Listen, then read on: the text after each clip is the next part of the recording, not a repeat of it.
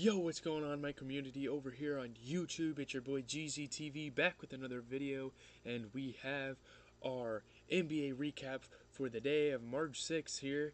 We're getting close to the postseason again. Like I say in every intro to these videos, we're doing nightly recaps because every single game in the NBA matters up to this point. Yeah, we're just going to be covering every single game from today, giving you guys the biggest highlights, or not showing you guys them, but kind of stating the biggest highlights, what it means for each team, yada yada yada. So let's move into Nets and Celtics. This ABC doubleheader was something to watch. I really enjoyed it. First of all, because I'm a Celtics fan and we got a big win over a healthy Nets team. People said we couldn't beat the Nets team as a healthy unit. But Tatum's 54 points. He now ties with Larry Bird for the most 50-point games at 4 in NBA history, and he is only in year 5.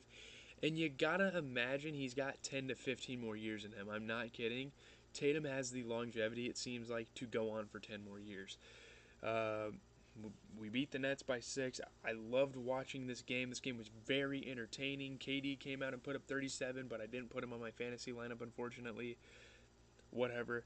That's really it. Kyrie had an off game. I thought he'd turn it up in the second half, but he didn't. KD had 37. Bruce Brown played pretty good.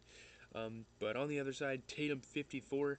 And even with Tatum putting up 54, a returning Jaylen Brown from injury managed to put up 21, so that is definitely to his credit. So, very big one for the Celtics. We just keep on pushing and pushing for better seeding in the East. We want to get that home court advantage. That would be great. Yeah. Moving on to Suns and Bucks, another great game. It doesn't look like it based on the final score. Chris Middleton, 44 points, really close to his career high. I don't know if he got the career high, but Bucks rally to beat the Suns. Suns, no Chris Paul, no Devin Booker, but give credit to them where it's due. They were in the game for a while until Chris Middleton decided to be that cash money Middleton that everyone knows him as. But looking at the Suns, DeAndre Ayton had probably his best game scoring-wise of the year. 30 points, 14 for 19, 1 for 1 from 3. Great game for Ayton in the absence of D-Book and Chris Paul. Cameron Payne came out and put up 23, so that's nice. Yeah. To win games like this, you kind of expect more from guys like Mikal Bridges. Maybe Bismack Biyombo could have done a little more, but mainly Mikal Bridges because he's a starter playing high minutes and getting 14 points. So that's whatever. Not everyone can have a great game all the time. Let's just move on to Pacers and Wizards. I've watched this game for a decent amount. In his Wizards debut, Porzingis keys a 10-point win over the Pacers. Yes, you guys heard it. Porzingis has made his debut loud and clear for Washington, and he had a great game. But let's first talk about the Pacers side of the ball. You had Malcolm Brogdon come out and put up 27. I don't know how long he's been back, but I really like seeing Brogdon out there. He looks nice. Tyrese Halliburton came out and put up 15 and 11. And what a game for the young foreign Goga Batazde. It really showed in the box score and in the game. He put up 20 points. He was killing it. He made a lot of tough buckets. Shout out to Goga Batazde for a great game. Going to the Wizards, though. Again, Kuzma continuing to play very good this season. He had 23 points off of 8 for 17 field goal. Not the best, but he got it done. Porzingis debut, 25 points, 7 for 12 from the field, 3 for 4 from the 3. Some of the best shooting I've seen Porzingis do in a while since his Knicks, his prime. Which is crazy to think that he's pretty much already out of his prime at this point, but good game for Porzingis, and Wizards have a lot to be excited for. Beal's not coming back, that sucks, but Porzingis for the future is going to be a good piece for them, I feel like. Grizzlies Rockets. Can't believe the Grizzlies lost this one, but they did. Rockets beat the Grizzlies by 11 to end their 12-game losing streak, and the Rockets have been on a couple of losing streaks this year, obviously, when you're a 16-48 team. Terrible. They might not even get to 20 wins on the year, which is garbage. I wonder what the worst NBA record ever is. That'd be funny to look up and research, but fascinating. Grizzlies played good. Obviously, Jaren Jackson only putting up 8 points. He only played 13 minutes. We got to keep that in mind. I think he might have got hurt or something. But Steven Adams put up 23 and 12. Monster game, looking like a prime Thunder Steven Adams. 22 is honestly a low game for John Morant. Desmond Bain, 28, shooting 50% from the field and nearly 50% from the three as well. That's nice. But let's see what the Rockets did to win here. Christian Wood, 28 and 13. Man is a beast. He's a borderline all-star, and he's been like that since he's been on the Pistons.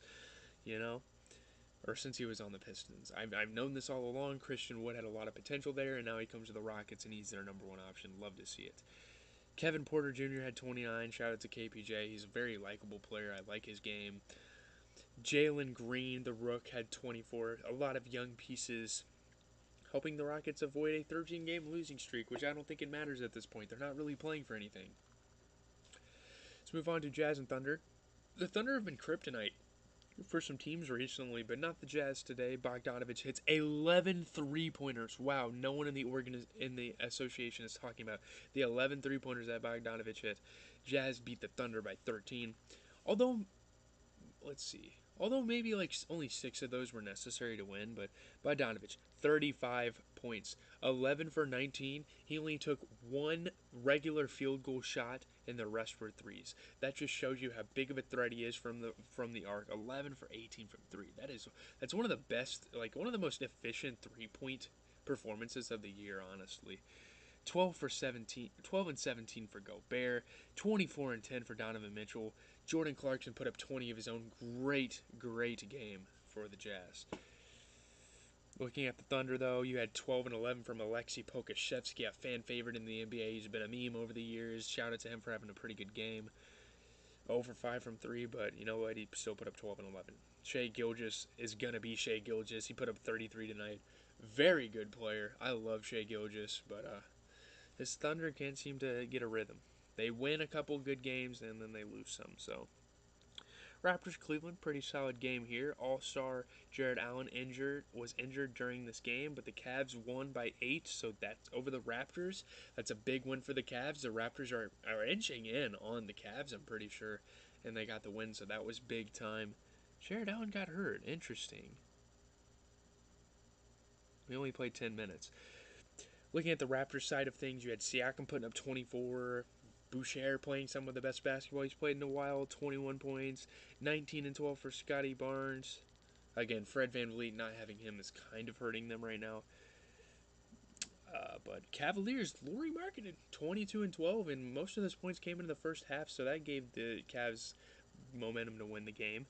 20 and 17 for Mobley. The rookie has just been putting in work. 17 and 10, pretty decent for Darius Garland as well there. Let's talk about Pelicans Nuggets.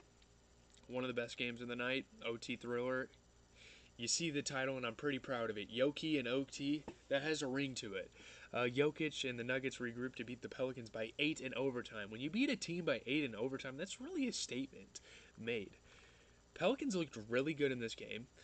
And honestly, it would have been cool to see them win this game because they've been very, very hot recently, and they're very, very close to making the play-in. Maybe they're already in the play-in. I'm not sure, but looking at the Pelicans, though, Brandon Ingram going back to exactly what he did last year, 38 points, 19 and 14 for Valanciunas, 24 for CJ McCollum. They have established a really good big three, and if Zion ever returns ever again in his career, I'm wondering what he's going to do to that chemistry. He might hurt it. I mean, yeah. You're looking at a starting 5 of Ingram. I don't even know, honestly. They run some big ball lineups out there.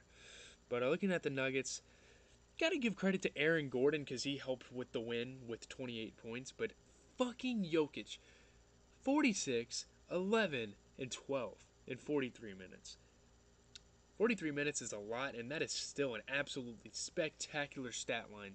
So shout out to Jokic with a big win, an MVP statement win, an MVP campaign type of win for Jokic. Wow. Knicks Clippers, the worst game of the night by far. Knicks destroy the Clippers by, what was it, 23 to snap a 7-game skid, 7-game losing streak. That we're joking about it on ESPN that it's been a while since the Knicks have won a game. They've looked very, very rough recently, but this is a big win. And the Knicks fans went through pain when Cam Johnson shot a buzzer beater over them last night, so it's almost like they needed this. Looking at the Knicks, though, 12 and 11 for Mitchell Robinson, 24 points for RJ, 21 and 10 for Emmanuel Quickly. Man, that guy is a great bench player. He's one of the best six men in the league. He's absolutely incredible.